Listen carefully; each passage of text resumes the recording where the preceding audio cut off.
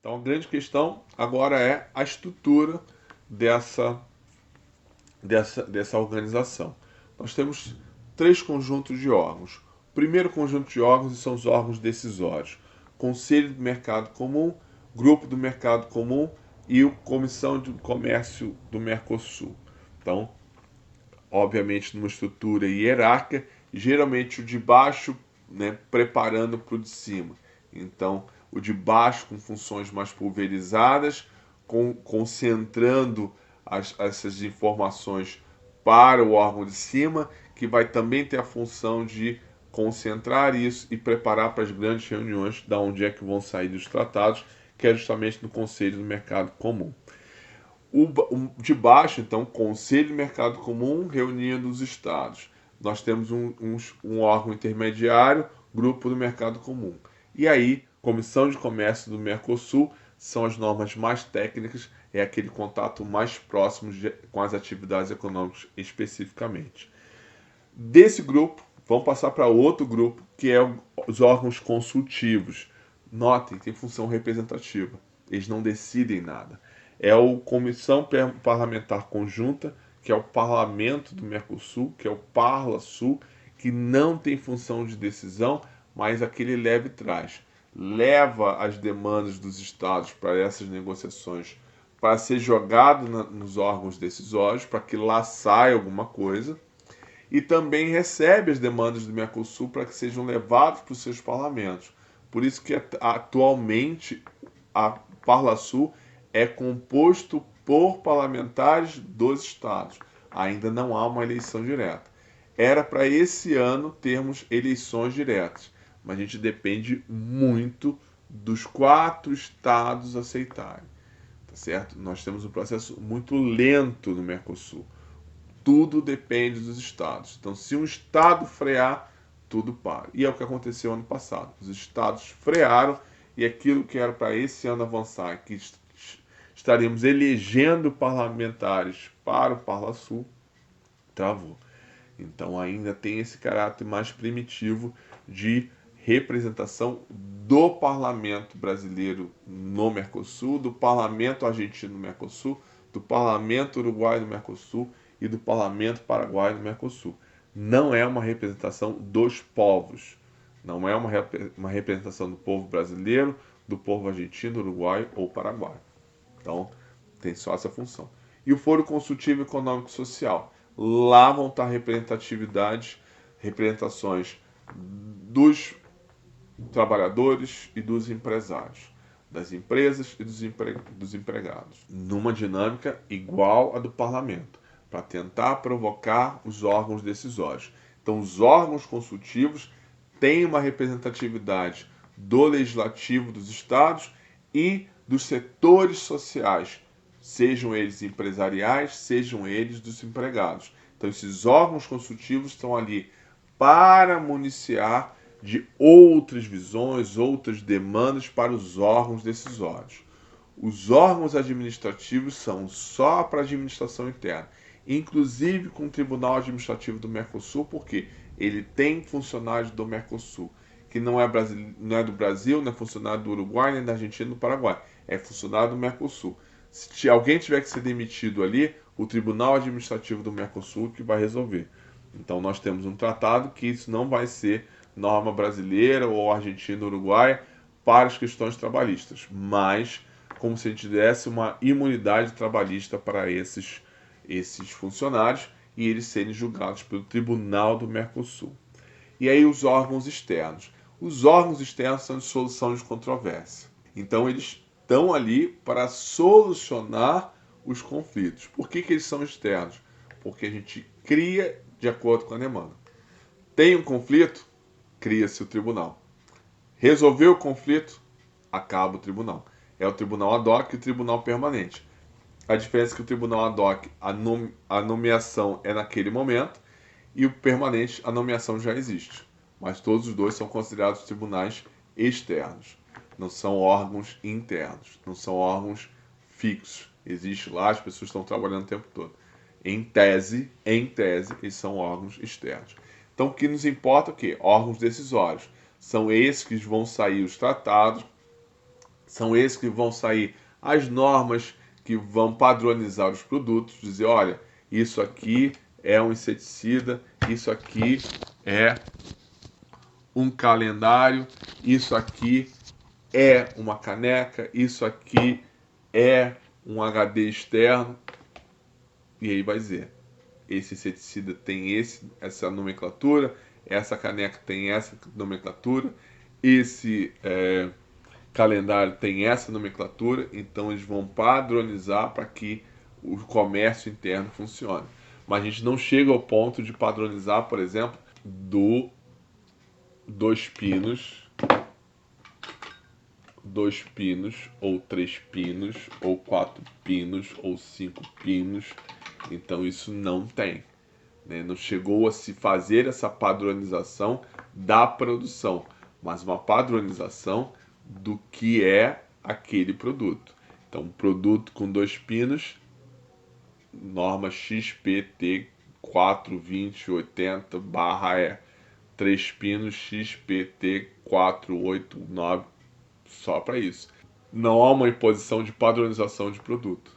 Então, por exemplo, no Brasil é 120 no lugar, 228, não tem padronização com relação à voltagem, né? Mas, por exemplo, nós temos uma padronização com relação aos 3 pinos, aqueles 3 pinos horrorosos, né? E aí, quando você vai para a Argentina, é outro sistema de pinos, no Uruguai é outro. Se são iguais, é por uma coincidência, mas não porque o Mercosul obrigou os estados a criarem um padrão de produto. Há uma padronização da nomenclatura para facilitar o comércio. Então, esse tipo de decisão sai das normas dos órgãos decisórios. Obviamente que mais para o final, mais para a Comissão de Comércio do Mercosul ou o Grupo de Mercado Comum, enquanto que dos tratados é para os órgãos mais superiores. O Grupo de Mercado Comum produz os estudos, gera para o Conselho de Mercado Comum. E aí eles vão reunir os chefes de Estado e aí eles vão decidir. Então, notem, os órgãos decisórios saem tanto dos tratados quanto essas normas administrativas mais pontuais. Os órgãos consultivos, volto a dizer, fazem essa representação legislativa dos setores da sociedade para provocar os órgãos decisórios, o órgão administrativo internamente e os órgãos externos são os órgãos decisórios com relação à solução de controvérsias. São órgãos de solução de controvérsias em que eles são criados para aquele momento e são desfeitos logo em seguida. Vamos falar um pouquinho do sistema de solução de controvérsias do Mercosul, então. Esses órgãos externos que nós falamos, nós temos então o Tribunal Ad hoc, que é o primeiro. Depois, num dos últimos tratados, foi criado o Tribunal Permanente.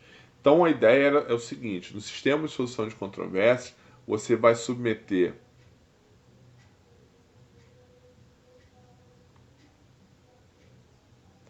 à Comissão do Comércio do Mercosul, ele vai emitir um parecer para ver se isso resolve.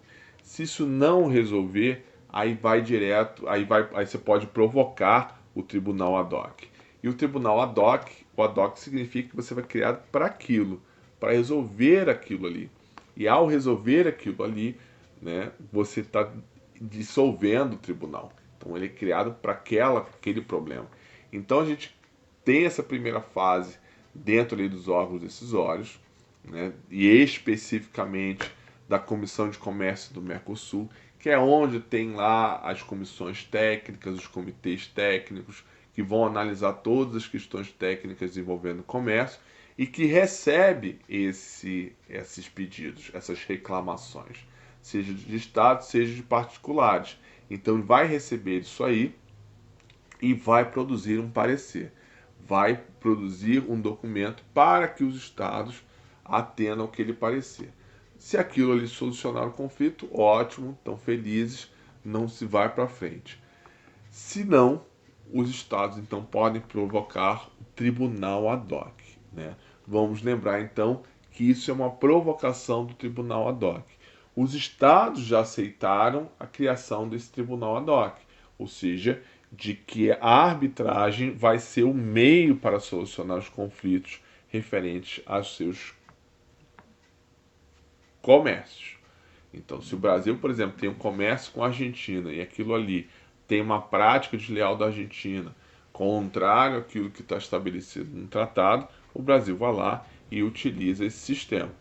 Não resolveu lá no outro órgão, vamos para o tribunal ad hoc. Os dois têm que então dizer quais são os seus árbitros, que é uma arbitragem.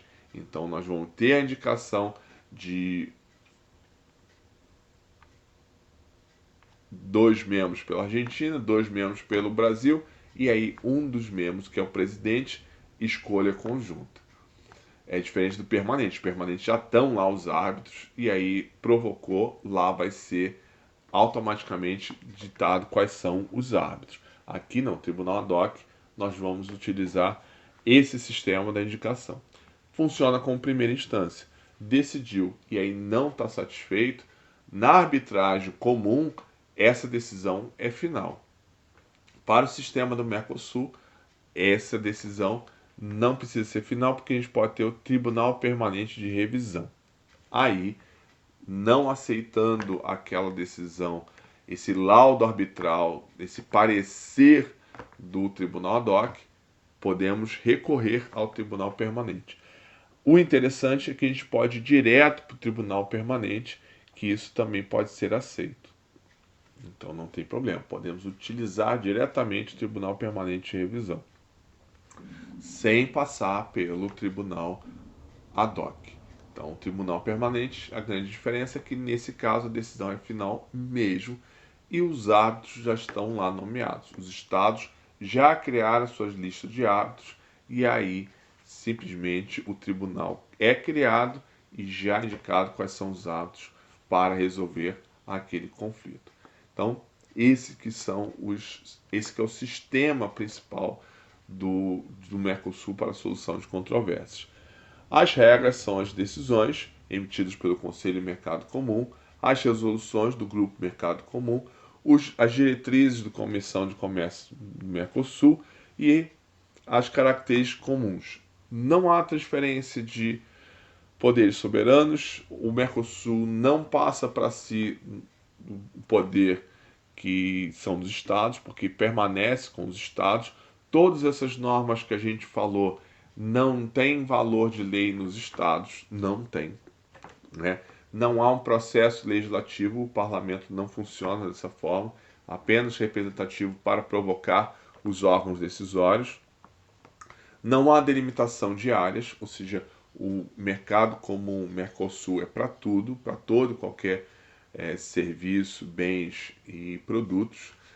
E não há o traço de hipótese normativa de forma clara e objetiva, ou seja, essas decisões, essas resoluções, essas diretrizes, elas não estão delimitadas exatamente quais são os seus papéis.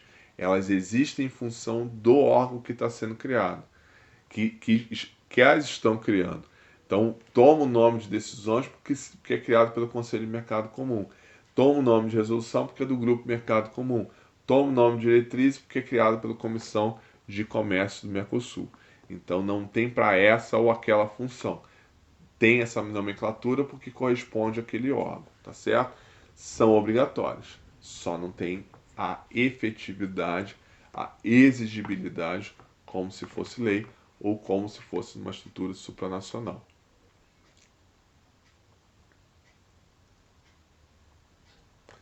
Tá certo? Então é isso. O que nós tínhamos para falar sobre o Mercosul é isso. Um panorama bem objetivo do nosso processo de integração da América do Sul. Tá bom? Até a próxima, gente.